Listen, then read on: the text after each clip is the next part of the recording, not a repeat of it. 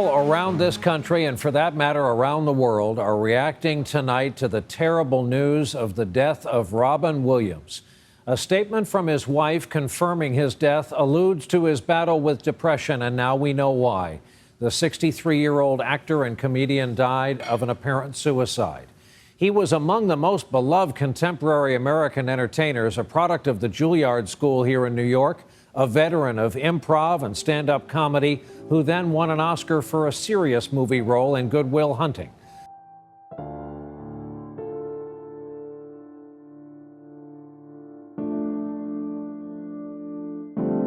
Word of an untimely death. Kurt Cobain was the lead singer of the group Nirvana. Their albums were bestsellers, their songs filled with images of despair and violence.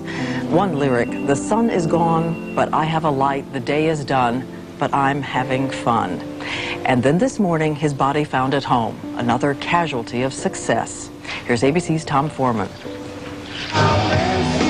As lead singer, songwriter, and guitar player for Nirvana, Kurt Cobain defined the rough rock sound and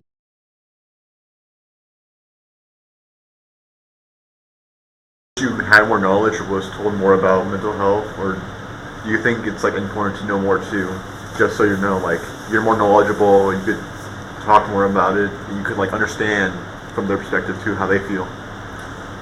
Yeah, I think that's very important.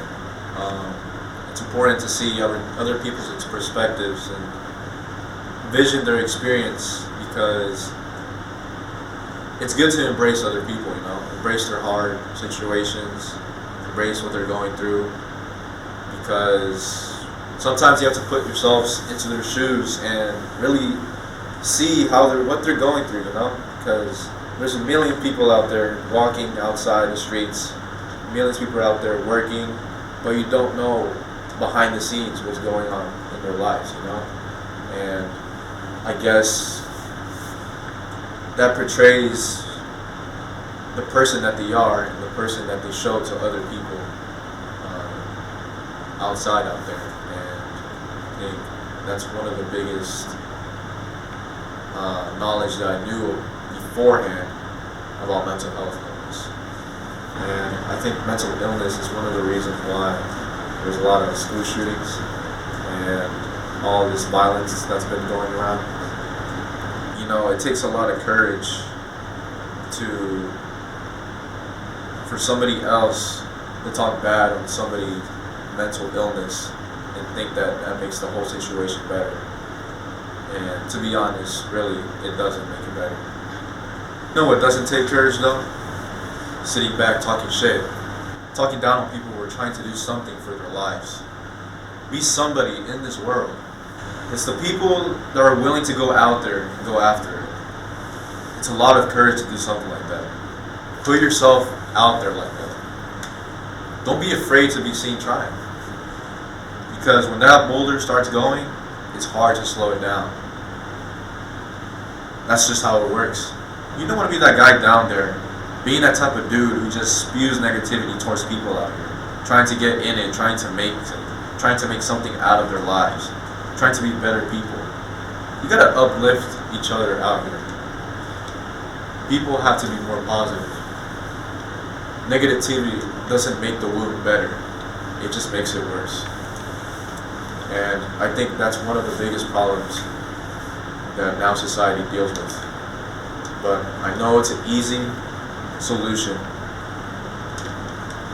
and I know that we can do better.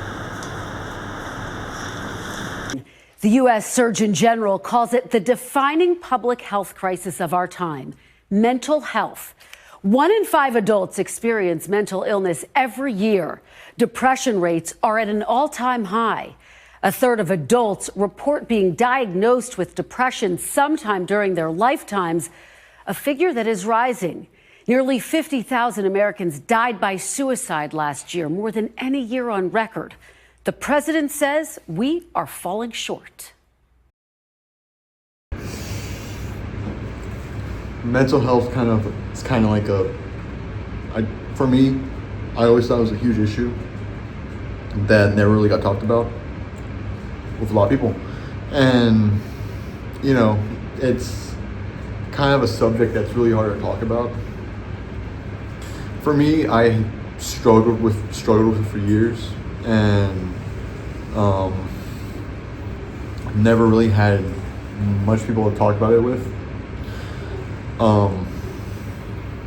But I try making it a point to talk about it because I never really had the chance when I was younger, and that still kind of hurts me today, and probably does for a lot of people when they don't talk about it. And so, personally, I think it's a very large issue that goes pretty unnoticed, especially in youth and even in adults. No matter what gender, no matter what age, I wouldn't say everybody, but a lot of people go through mental health issues, especially depression. I struggled with depression for many years. I don't know how long. I got diagnosed back in 2020. And it's a struggle for sure, but it just takes getting used to finding your own coping mechanisms that work for you. Things work differently for people. For me, I figure my own thing, and I struggled with not wanting to be here. And of course, everyone's experience is different. Not saying mine is worse than other people. It's terrible. It's a terrible idea to compare people's mental health to other people's. And so, the best I could do right now is try to spread knowledge about it, or just spread awareness to it. That was the word I was looking for. And that's about it. And so for mental health, any advice I could give to people struggling with mental health is just, does it get better? Sometimes it does. It's not always, determined.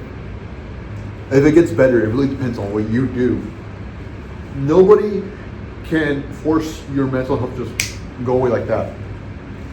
It depends what you do to work on it.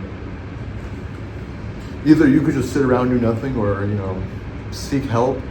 Help can only go as far as you let it. And that's kind of what I realized. For me, things have been getting better for me, and that's a very bright note. And it's just that it really just takes time.